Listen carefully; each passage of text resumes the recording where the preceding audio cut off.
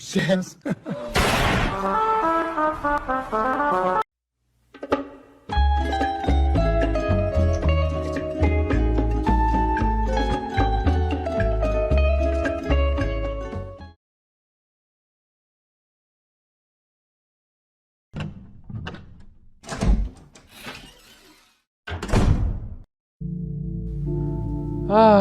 Los proyectos cancelados. Sin duda alguna uno de los tópicos más interesantes junto a la Lost Media. Recientemente, con la cancelación de Batgirl, el universo DC de Zack Snyder, entre otros, creo que sería interesante hablar recopiladamente de proyectos cancelados en general sobre la cultura geek, no solo encerrándome en DC. La condición que pondré para este video es que solamente hablaré de casos donde el proyecto en cuestión habría tenido una gran repercusión en su saga, género o incluso habrían cambiado su industria. Sin nada más que añadir, bienvenidos a... Los proyectos cancelados más importantes de la cultura geek. Parte 1.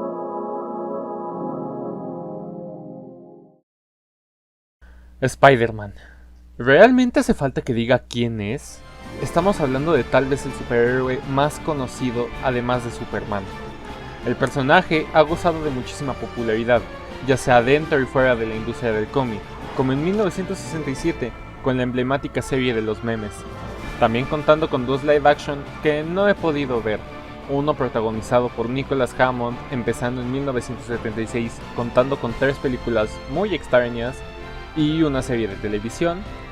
Y cómo olvidar la emblemática Spider-Man, la extrañísima versión japonesa que inspiró a los Super Sentai a ponerle megazords a sus personajes.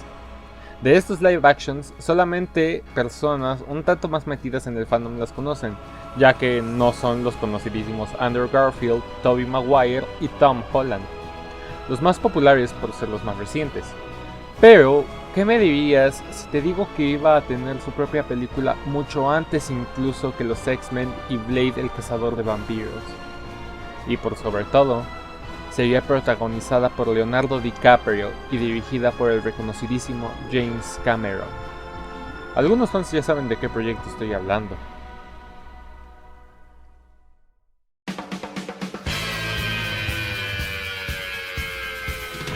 Poco después de terminar el rodaje de True Lies, la revista Variety anunció que James Cameron había escrito un guión para la película de Spider-Man que Carolco Pictures estaba financiando. En el guión original figuraban nombres como Arnold Schwarzenegger como el Dr. Octopus y Stan Lee como J. Jonah Jameson. Aunque, meses después de que fuera contratado, Cameron presentó un guión de 47 páginas para Spider-Man, el cual escribió en 1991. En esta versión, Cameron contaba de forma diferente la historia de Spider-Man.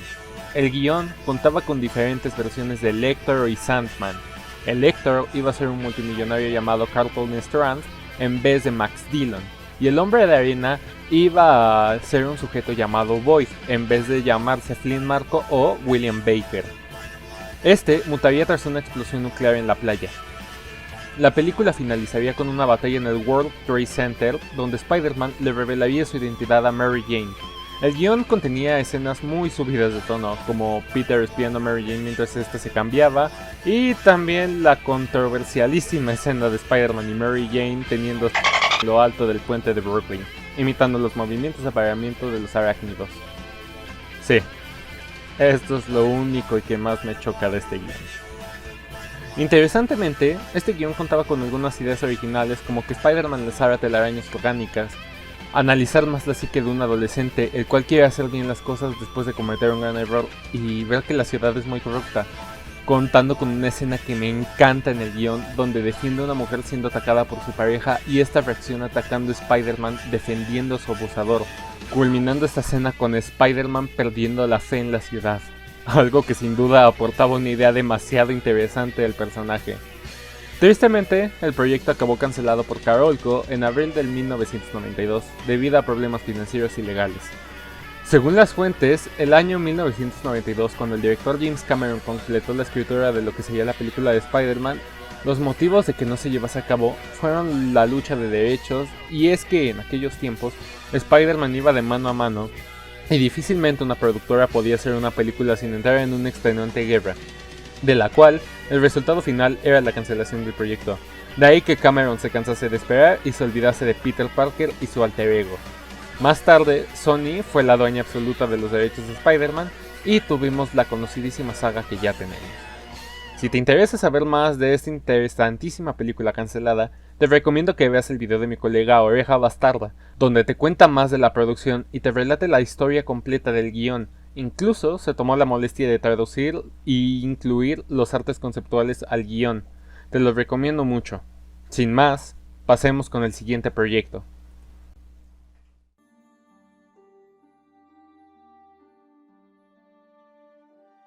Star Wars, una de las sagas más emblemáticas de la cultura popular, referenciada y parodiada cientos de veces en distintos medios. Toda una galaxia de ciencia ficción que surgiría en los años 70 de la mente de George Lucas, quien en sus inicios nunca creyó que lo que empezó como una trilogía que difícilmente logró producir se convertiría en un monstruo, con 11 películas, 9 series, 3 más en camino, varios especiales de televisión, algunos extraños como el especial de Navidad o el crossover con los Muppets, distintas líneas de cómics, incontables novelas y muchísima mercancía. Pero centrémonos en las últimas 3 películas que buscaron cerrar la saga Skywalker y no lo hicieron para nada bien. Se sabe que la comunidad de Star Wars no es muy sana, pero el odio que se le tiene a la trilogía es más que merecido. Sobre todo sabiendo las ideas originales que el señor Lucas tenía planeado para esta trilogía.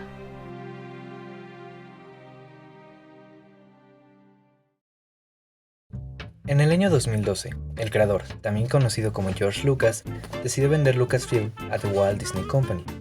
Tras la venta de Lucas, se especuló mucho de qué pasaría con las ideas que el creador de la galaxia más famosa de la cultura popular había desarrollado para llevar al cine la historia de la saga principal tras los sucesos de la batalla de Endor en el episodio 6, El Retorno del Jedi.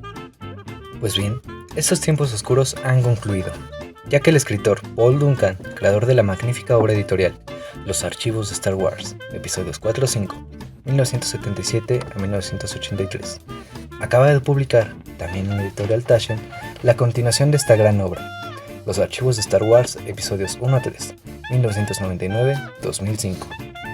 En ambos tomos, el autor mantiene diversas conversaciones con George Lucas. En estas charlas, ambos hablan de los más diversos aspectos creativos, de rodaje y demás anécdotas de ambas trilogías. El plan de George Lucas para la trilogía secuela incluía Darth Maul y Darth Talon como los villanos, Luke reconstruyendo la Orden Jedi a partir de supervivientes de la Orden 66, y a Leia formando la Nueva República convirtiéndose en la elegida. Darth Maul entrenó a una chica, Darth Talon, que estaba en los cómics como su aprendiz. Ella era la nueva Darth Vader, y gran parte de la acción se desarrollaba con ella, así que estos eran los dos principales villanos de la trilogía. Maul se convierte en algo así como el padrino del crimen en el universo, porque mientras el Imperio cae, él se impone. Las películas iban sobre cómo Leia, quiero decir, ¿quién más va a ser el líder?, está tratando de reconstruir la República. Ellos aún tienen el aparato de la República, pero tienen que construirla bajo el control de los gángsters. Esa era la historia principal. Empieza unos años después del retorno del Jedi, y establecemos bastante rápido la idea de la existencia de estos bajos fondos. Están los descendientes de los soldados de asalto que comienzan en sus planetas, y Luke está tratando de resucitar la Orden Jedi. Él hace correr la voz, así que de unos 100.000 Jedi, tal vez quedan 50 o 100. Los Jedi tienen que comenzar otra vez desde el principio, así que Luke tiene que encontrar niños de 2 o 3 años y entrenarlos. Pasarán 20 años hasta que vuelva a haber una generación de Jedi. Al final de la trilogía, Luke habría reconstruido gran parte de la Orden Jedi, y habríamos visto la renovación de la Nueva República, con Leia, la senadora Organa, siendo la canciller suprema al cargo de todo, así que ella llegaría a ser la elegida. Iban a entrar en un mundo microbiótico, pero hay este mundo de criaturas que operan de manera diferente a como lo hacemos nosotros. Yo los llamo Whills, y los Whills son los que realmente controlan el universo. Se alimentan de la fuerza. En el pasado solía decir, en última instancia, que lo que eso significa es que solo éramos autos, vehículos para que los Whills viajaran. Somos recipientes para ellos, y el conducto son los midichlorianos. Los midichlorianos son los que se comunican con los Whills. Los Whills en sentido general son la fuerza. pero se trata de relaciones simbióticas. Personalmente creo que uno de los valores fundamentales que deberíamos tener en el mundo y que se debería enseñar a los niños es la ecología, a entender que todos estamos conectados. George Lucas, 2018. Una Padawan Jedi de 14 años llamada Tarin. Lucas también consideró a Thea y Winky como nombres potenciales para el personaje. La Padawan femenina casi al final se llamaría Kira, pero al final se quedó como Rey de 19 años. Otro adolescente llamado Sam, que se hace amigo del protagonista y lleva un blaster, finalmente se convirtió en el personaje de un soldado de asalto. Finn, al igual que Rey, fue retratado como un adulto joven en la versión final de la película, en lugar de un adolescente. El Luke Skywalker mayor se habría exiliado a un planeta remoto donde se encontraba el primer templo Jedi. Luke habría comenzado a ser reacio a entrenar a la mujer Padawan, pero finalmente cambió de opinión y accedió a entrenarla. Lucas planeó que Luke muriera en el episodio 8. Por el contrario, en 2018, Hamill dijo que la visión original de Lucas para el final del episodio 9 era que Luke muriera en lugar de hacer un simple cameo, dejando a su hermana Leia como Jedi. Luke iba a aparecer con un diálogo en la primera película. El antagonista principal sería un hombre llamado Skylar, que sería corrompido por un personaje llamado Darth Talon, hasta que ambos se convirtieran en el mismo personaje. En algunos borradores, este personaje no era hijo de nadie, y en otros no se decidió de quién era hijo. Skylar finalmente se convirtió en Ben Solo, el hijo caído. Esta fue la idea de Lucas, y su historia de fondo iba a ser explorada a partir del episodio 7. El castillo de Darth Vader que Lucas había estado desarrollando desde la fase de preproducción del Imperio Contraataca habría estado involucrado. Como ven, además de muy interesantes y extensos los bosquejos que se tenían para esta trilogía, muchas cosas mostradas acá se mantuvieron y fueron modificadas más que nada. Aunque cosas como indagar más en una idea tan aborrecida como los midichlorianos y demás, podría haberle levantado la ceja a más de uno. Lo demás sonaba demasiado bien. Y un paréntesis. Esto ya les dice a muchos de los fans que se quejaban por la muerte de Luke que Lucas ya la tenía contemplada y que ya tenía imaginado que este sería un viejo ermitaño y no sería el héroe engrandecido que vimos en la última película cronológicamente. ¿Quieren llorar por una muerte de mierda? ¿Quieren llorar por una muerte de mierda? Esto sí es una muerte de mierda. Y no veo a nadie llorando por una sobajada que sí es una muerte de mierda.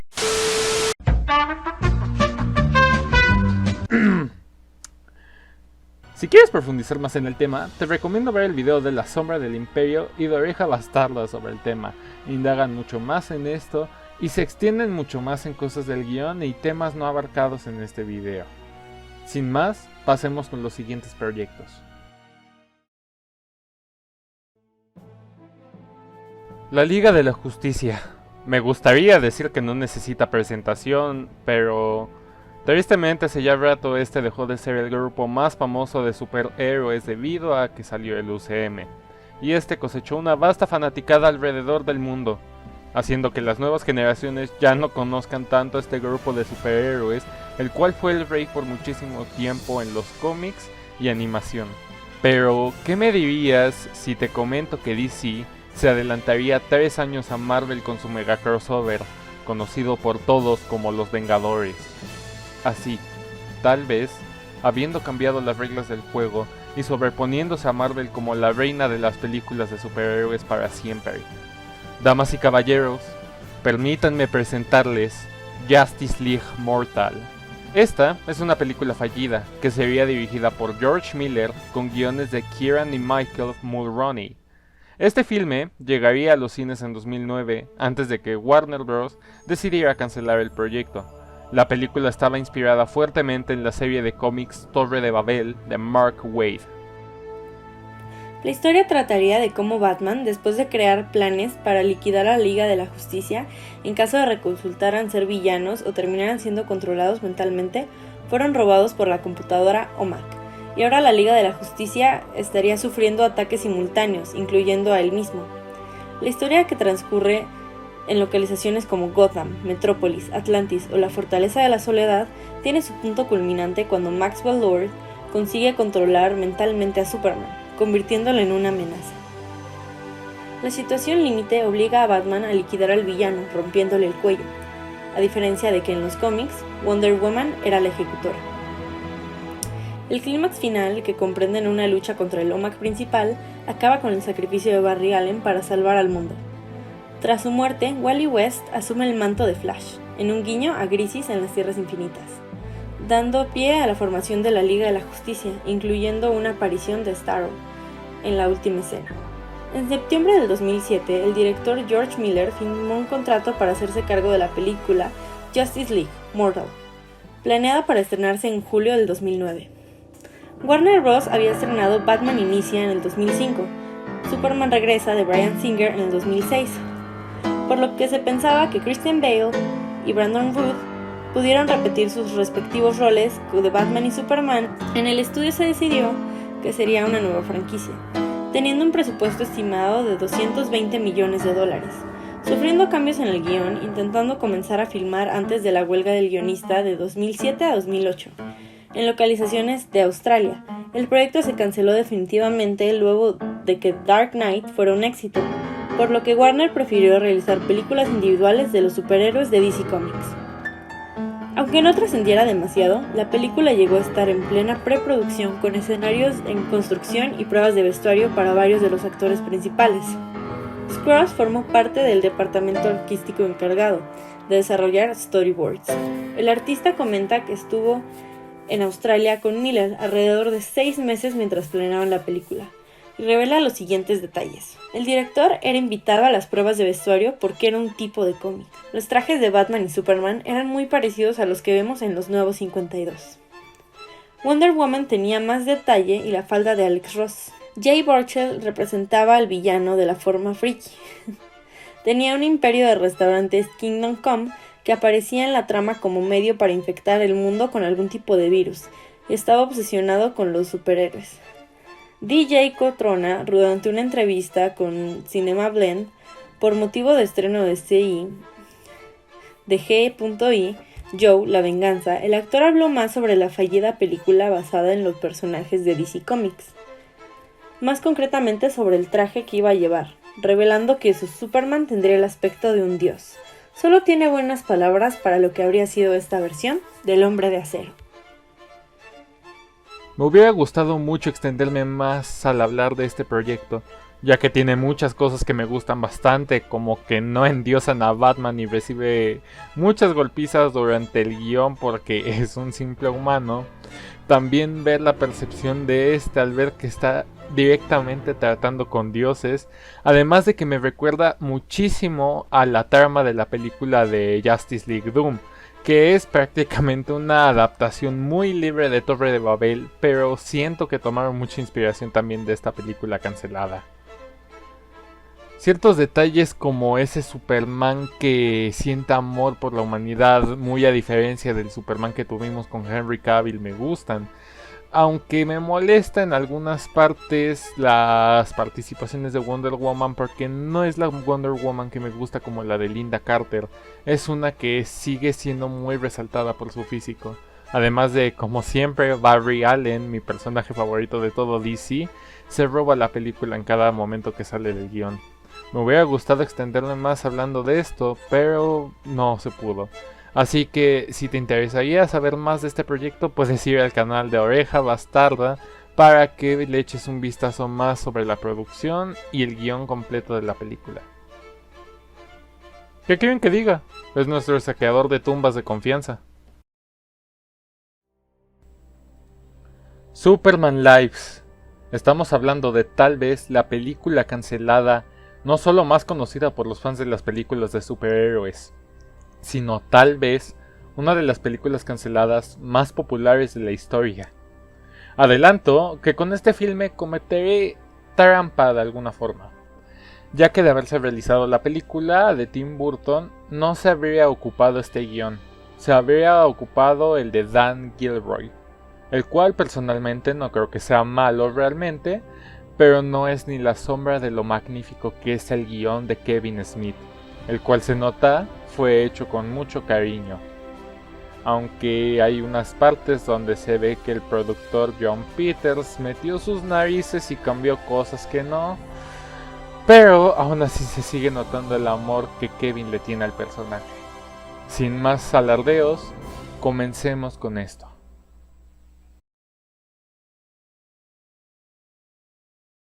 Superman Reborn, cuyo guión escribió Jonathan Lemkin, basado en el cómic La muerte de Superman, y con John Peters como su principal responsable.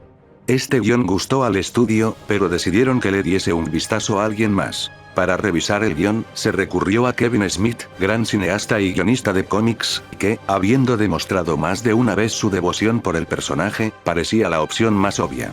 Este propuso volver a escribir el guión desde el principio, a lo que Peter accedió pero con 3 condiciones: que Superman no pudiera volar, aunque Smith se las ingenió para que volara, que el traje fuese negro, y que en el tercer acto Superman se enfrentara a una araña gigante. Kevin Smith escribió el guión, y lo tituló Superman Lives. El guión de Smith era justo lo que la Warner buscaba. Era oscuro, trágico, respetuoso con el personaje y muy épico. Sin embargo, algunas escenas subidas de tono, como la de Superman y Lois Lane manteniendo relaciones sexuales en lo alto del monte Rushmore, hicieron que la Warner forzase a Smith a reescribir ciertas partes del guión.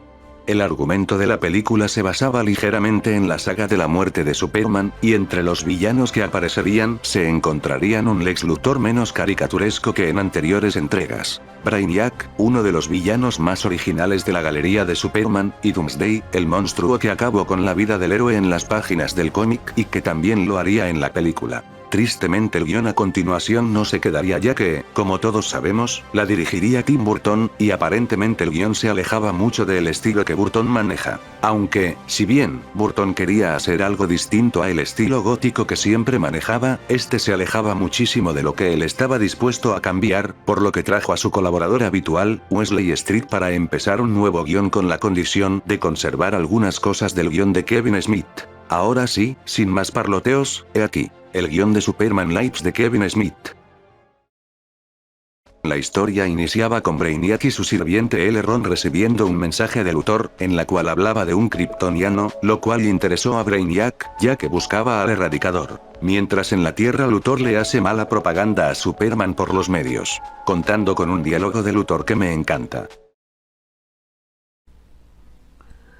Bien, ayudar al planeta a cada paso, contra la guerra, el hambre, los desastres naturales. Para empezar, representa una completa congelación de los procesos evolutivos y lo de sus efectos más inmediatos en nuestra sociedad. Después de que Superman hiciese su hogar en Metrópolis, es una llamada a las almas verdaderas para cualquier psicótico con los sueños de la dominación mundial. La ley de Webnam sería un disuasivo para aquellos que pudieran considerar saltar en un par de medias y un reto para el hombre de acero a una batalla aquí, en las calles de nuestra hermosa ciudad. Por otro lado, el gobernador es atacado por Deathshot para raptar a su hijo, pero este es rescatado por Superman, todo esto siendo observado por Brainiac. Luego viene una confrontación de Superman contra Luthor por el ataque al gobernador. Después de intimidar a Luthor, Superman se va y luego hace su aparición Brainiac, buscando datos sobre el kryptoniano, y al final se alía a Luthor para planear cómo eliminar al hombre de acero. Él es mi enemigo mortal, el objeto de mi ira. Usted no está consciente de su poder, ¿verdad? ¿De dónde yo vengo? Tengo que destruir lo que impide nuestro progreso. ¿Por qué no has hecho lo mismo? ¿Matar a Superman? Mira, yo he tenido a todo el mundo como una espina a mi costado. He eliminado obstáculos como mi maestra de tercer grado, a mi tercera esposa. Las cosas con él no son tan fáciles como simplemente... ¡Pow! ¿Sabes lo que estoy diciendo? Superman habría sido asesinado como un simple hombre, de no ser por el hecho de que él es de Krypton, lo que significa que no se puede matar. Vi morir gritando a Krypton, Lex Luthor. Invulnerable es algo que sus habitantes no harán.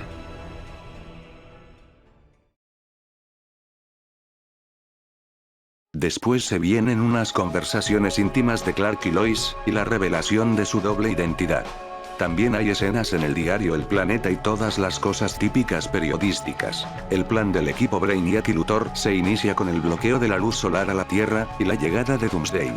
Esta criatura es creada por Brainiac, y lucha con Superman por toda la ciudad, para finalmente golpearse mutuamente y ambos caer muertos.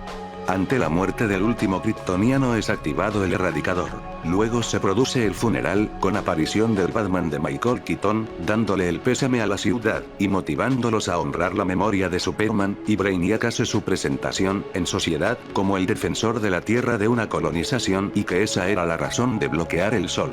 Mientras en la Fortaleza de la Soledad, el erradicador teletransporta el cuerpo de Kal-El y lo revive, sin poderes, con traje negro incluido, además le explica que Brainiac es el culpable de la destrucción de Krypton. En eso llega Brainiac a la fortaleza y descubre que el erradicador se fue, junto con Superman. En Metrópolis, Lois y Jimmy descubren los planes de Luthor con Brainiac, mediante una entrevista a Luthor donde lo drogan y se mete a su PC, y los revelan al mundo.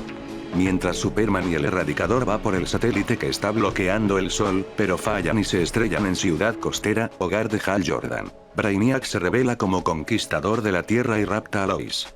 Por su lado Superman y el erradicador logran destruir el satélite que tenía en la penumbra a la Tierra, pero el erradicador es aniquilado y Superman recupera todos sus poderes, justo para enfrentarse a Brainiac, quien libera a la Thanagarian Snare Beast.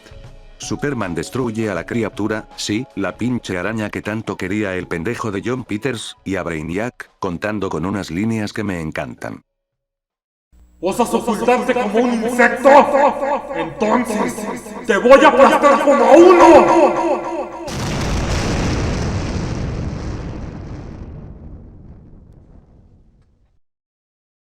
Has destruido mi mundo natal.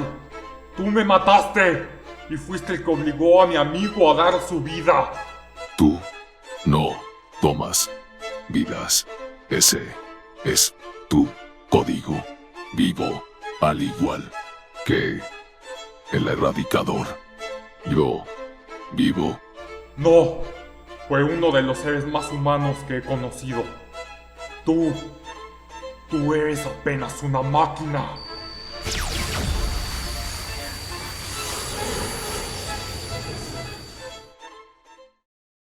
Superman acabaría con Brainiac, para posteriormente entregar a Luthor a las autoridades. Finalmente todo termina con el Ron recuperando las partes de Brainiac, dando paso a una imposible secuela. Aún después de ser contado a grandes rasgos, se ve que este guión sonaba demasiado genial, ya que en el guión de Burton habían escenas tan bizarras como Superman peleando con ninjas contratados por Luthor. Ha habido cosas más bizarras. También el hecho de que parece que este Superman cuenta con una gran superansiedad y un desapego total por la humanidad, o casi total. Algo que si bien en otras circunstancias podría sonar innovador y hasta cierto punto bastante interesantes, comparándolo con el guión de Kevin Smith, esto se queda como una completa tontería fuera de lugar. Superman de Henry Cavill. Y más con las escenas de Superman en un psicólogo. Y también una escena del ex Luthor llevando a Brainiac a un club nocturno donde estaría Shaquille O'Neal y Elton John. La época de la bizarrez. Sí, y no olvidemos que Brainiac haría un Voldemort en la piedra filosofal y haría que la parte trasera de su cabeza fuera Luthor. Esto debido a que se fusionarían.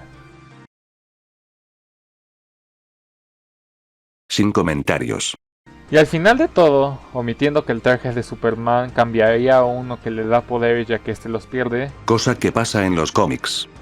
y que la S del traje podría ser ocupada como un boomerang y su capa podría salvar personas, como otra que conozco, todo avanza relativamente normal, hasta que, al final de la pelea, y al Luthor ser separado de Brainiac, este solo estaría usando una tanga estampada con la bandera de Estados Unidos. ¿Por qué putas madres estoy leyendo esta mamada? En conclusión, el guión de Kevin Smith, a pesar de tener momentos raros como Superman amenazando de muerte a Luthor, Que ojo, como oreja bastarda menciono en su video, si es demasiado evidente la torpeza e incomodidad de Kevin al escribir partes tan fuera de tono como esas, notándose a leguas fueron encargo del pendejo de John Peters.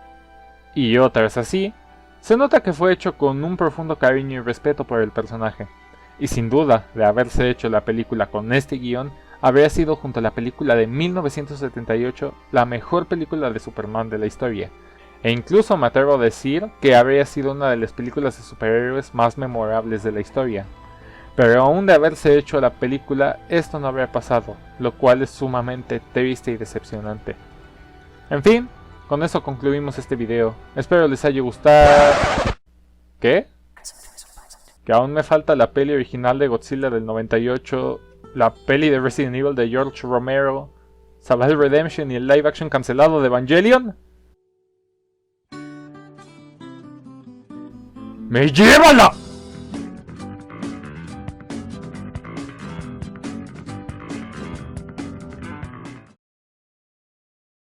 Antes de concluir, me gustaría por último agradecer a mis amigos Samuel y Hilda, por prestar su voz para grabar las partes de Star Wars y Justice League respectivamente. Si gustan pueden seguirlos en su Instagram.